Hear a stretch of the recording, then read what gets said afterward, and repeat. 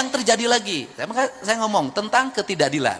Ini kan kurangnya gubernur dan bupati mengorkestrasi perumahan. Kan yang selalu menjadi tuduhan adalah termasuk saya yang dituduh gitu kan. Saya ketemu Pak Ara saja, acara baru sekarang.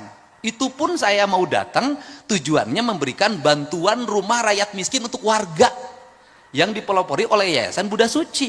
Tapi postingannya kan saya mendapat aliran dana gratifikasi. Yang punya rumah bagus Pak Ara yang dituduh saya.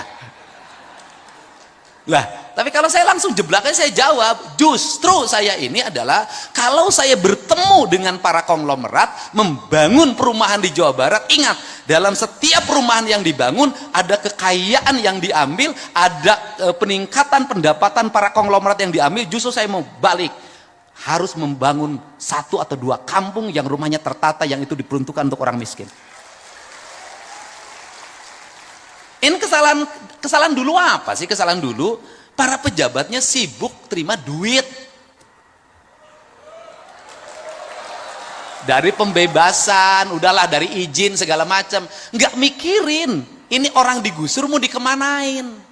Saya mikirnya bukan itu hari ini. Saya berikan contoh di daerah Bekasi, di daerah Karawang, pertumbuhan rumah elitnya tinggi banget, luar biasa. Tapi di depan rumahnya, rumah kumuh, warung-warung kumuh berjejer.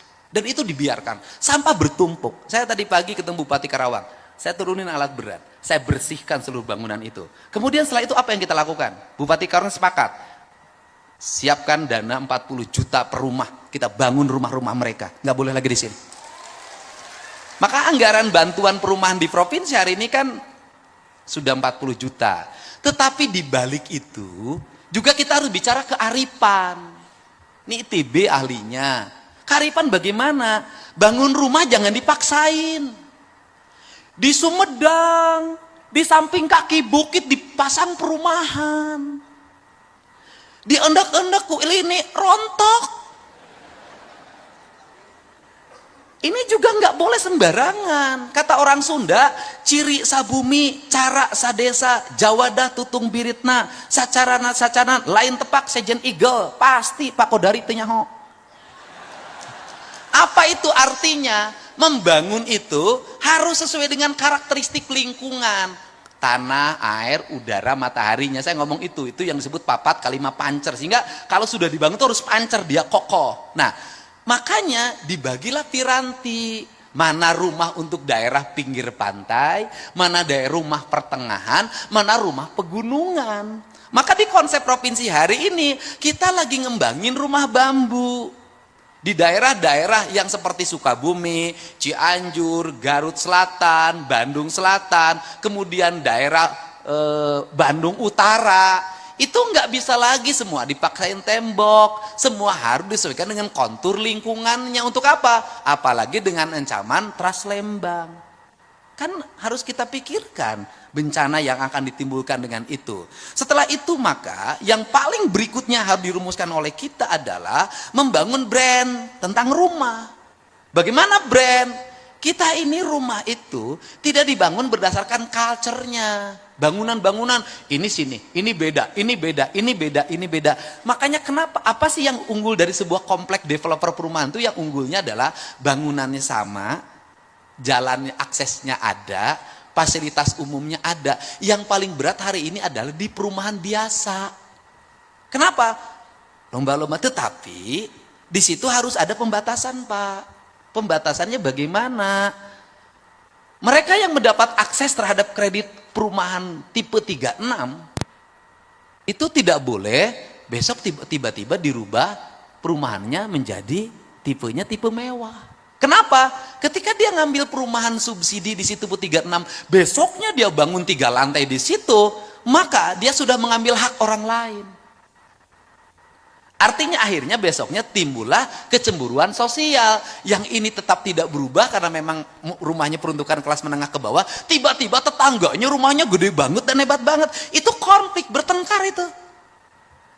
Karena tidak ada satu perasaan dan satu tujuan. Nah, ini yang harus dibangun. Sehingga pada hari ini saya berharap nanti setelah sistem pengelolaan kur perumahan di Jawa Barat ini bisa menyerap 30% dari total kru perubahan nasional, maka implikasinya adalah akan lahir multiplier efek ekonomi. Satu, toko bangunan akan laku. Dua, sopir yang ngangkut bahan bangunan hidup. Yang ketiga, kuli bangunan hidup. Yang empat, mandor bangunan hidup. Tukang kayu hidup. Warung Randa biasanya itu yang jualan di bangun. Dan ini problemnya di sini Bang Ara tuh, saya tuh tahu problematika yang begini. Apa sih dari kelakuannya ini, mohon maaf saudara-saudara banyak. Yang kelemahan dari pekerja bangunan itu adalah, kelemahannya adalah keterbukaan dan ketidakjujurannya agak dominan. Kenapa agak dominannya? Kontraktor ngerjain mandor, mandor ngerjain kuli. Yang paling korban tukang warung. Korban Pak. Kan saya nanganin tiap minggu yang begini Pak. Bagaimana? Kontraktornya ngemplang, kemudian mandornya dikemplang. Karena mandornya dikemplang, mandornya ngemplang kuli. Kuli sekian bulan tidak dibayar. Kulinya pulang, tukang warung mati. Karena selama di kontraktor itu ke warungnya ngutang Pak. Jadi kalau tidak dibayar, itu tukang warungnya nggak kebayar. Atau terbalik yang kedua, yaitu tukang bangunan yang nakal. Saya tahu kenakalan yang begini, karena saya pernah jadi kuli ngaduk Pak. Saya tahu Pak. Saya SMA itu kalau liburan Pak, saya Bang Ara, saya kalau SMA kalau libur itu 1 bulan, saya selalu ikut kuli di bangunan Pak. Jadi kalau urusan ngaduk saya nggak bisa ditipu Pak. Jadi kalau saya ngaduk tidak bisa tipu, diaduk-aduk saya tidak akan pernah tertipu Pak. Nah, bagaimana? Yaitu selama di kuli bangunan pacaran sama yang punya warung. Ini kan liku-liku kehidupan Pak. Pacaran sama yang tukang warung Pak. Ya kan tukang warungnya ya cantik lah di antara laki-laki yang ada di situ. Nah kemudian uang yang dia pakai itu habis, dikasihin terus. Pas mau pulang nggak punya duit. Nanti nyampe ke rumah pura-pura sedih sama istrinya. Ceritanya gimana? Tadi bayar kumandor atau pula-pula kecopetan. Itu seninya kuli bangunan Pak. Nah, dan yang terakhir, kekuatan inilah yang harus menjadi daya dukung. Yang terakhir kan orang ribut tentang penutupan tambang yang berdampak pada menurunnya produksi tambang untuk kepentingan pembangunan. Sebenarnya saya ini lagi mengatur siklus. Kenapa? Hari ini setiap ada proyek pembangunan selalu dimanfaatin oleh preman. Untuk apa? Mendapat bahan tambang. Ahli tambangnya tidak punya, modalnya cuma sewa alat berat. Ngambil bahan baku di mana-mana. Jualnya sama dengan yang lain yang berizin. Bayar pajak tidak, bayar reklamasi tidak, hanya pinjam alat berat. Mereka tiba-tiba menjadi orang-orang kaya mendadak di berbagai tempat. Tapi uangnya hilang lagi karena besoknya kawin lagi. Saya tahu gitu. Nah, saya ini sekarang lagi membuat regulasi untuk apa? Pembangunan yang di sini, sumber tambangnya dari sini. Tambang di sini yang digeser, setelah tambang apa yang dilakukan. Kemudian ini dengan ini MOU, langsung tidak lagi pakai pihak orang. Kamu kebutuhan tambangnya sekian juta kubik, dipenuhi dari sini, kamu fokus aja melayani ini kontrak. Untuk apa? Mendapat kepastian subsidi, supply, dan tidak mahal. Dan tidak lagi ada calo di sini. Kenapa? Karena bahan bangunan tuh dicaloin. Saya tahu kalau lagi ada proyek pembangunan di sini, maka toko-toko preman di situ ngambil semua. Pasir dari saya, batu dari saya, koral dari saya, semua dari saya. Dan si kontraktor harus tunduk, atau pengembang atau pengusaha harus tunduk pada dia. Akhirnya dia mendapat bahan baku, satu, dikurangi volumenya, dua, harganya dimahalkan, kalau enggak diganggu.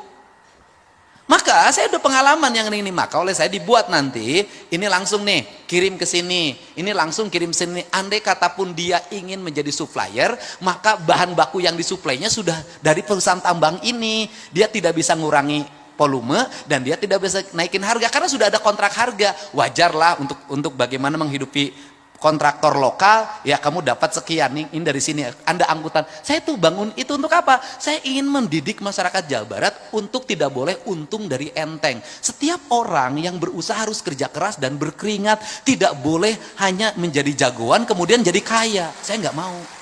Karena nanti orang Jawa Barat tidak kompetitif.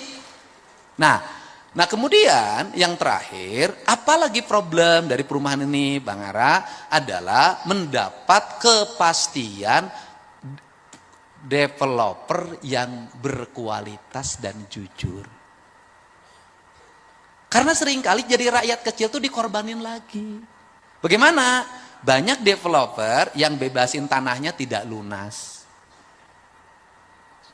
Setelah itu ketika sudah lunas sertifikatnya tidak bisa dibagi. Karena dari induknya belum dipecah. Terus setelah itu apa lagi? Banyak yang sudah masuk uang, bangunannya tidak dibuatkan. Dan korbannya di mana-mana.